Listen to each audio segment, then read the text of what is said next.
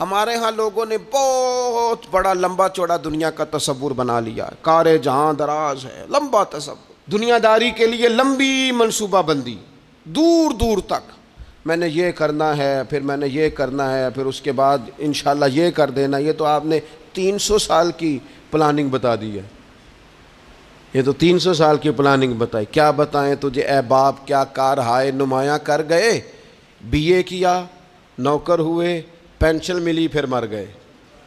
زندگی تو اتنی سی ہے، اتنی لمبی منصوبہ بندی، اس میں آخرت کہاں ہے؟ اس میں اگر کسی مقام پر رب کی بارگاہ میں حاضر ہونا ہے تو وہ کہاں ہے؟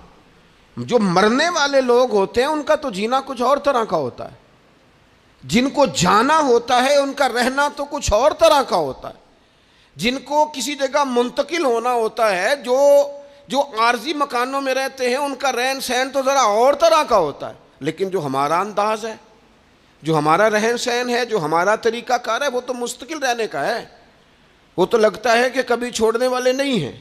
اس میں تو کوئی ایسی چیز نظر نہیں آتی کہ جس میں ہم محسوس کریں کہ ہم نے چھوڑ کے جانا ہے۔ لیکن نبی پاک علیہ السلام نے جس دنیا کو ہم بہت بڑی دنیا سمجھتے ہیں، حضور نے اس کی مثال کیا دی؟ صحیح مسلم کی حدیث ہے، دیکھیں کتنا کھول کر اور کتنا آسان کر کے رسول پاک ہمیں بات سمجھاتے ہیں۔ دنیا کیا ہے، آخرت کیا ہے، یہ والی زندگی کیا ہے، آخرت کی زندگی کیا، بالکل کھول کر واضح کر کے نبی پاک علیہ الصلوۃ والسلام فرمانے لگے دنیا اور آخرت کی مثال اس طرح ہے جس طرح دریا بہہ رہا ہو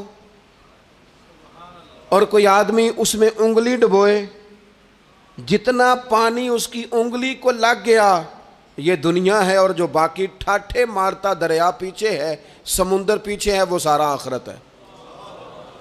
یہ اتنی سی دنیا ہے، یہ صحیح مسلم میں موجود ہے۔ اتنی سی دنیا کے لیے اتنے پاپڑ بیلنا، اتنی سی دنیا کے لیے اتنے ظلم کرنا، اتنی سی دنیا کے لیے اتنے حق ضائع کرنا، اتنی سی دنیا کے لیے اتنے لوگوں کے دل توڑنا، اتنے حقوق پہ ڈھاکہ ڈالنا، اتنا جبر کرنا، لوگوں کا مال کھانا، لوگوں کو تکلیف دینا، عزتیں اچھالنا، اتنی سی دنیا کے لیے۔ حضور فرمانے لگے اتنی سی ہے یہ دنیا، جتنا انگلی کو پانی لگ گیا ہے وہ جنت، جو نری جنت نہیں، خدا کا فضل ہے، جو اللہ کی عطا ہے اپنے بندوں کے لیے۔ میرے کریم فرمانے لگے اس جنت میں وہ نعمتیں ہیں نہ کسی آنکھ نے دیکھی، نہ کسی کان نے سنی، نہ تمہارے دل پر کبھی خیال ہی گزرا ہوگا کہ ہمارا رب ہمیں یہ عطا فرمانے والا ہے۔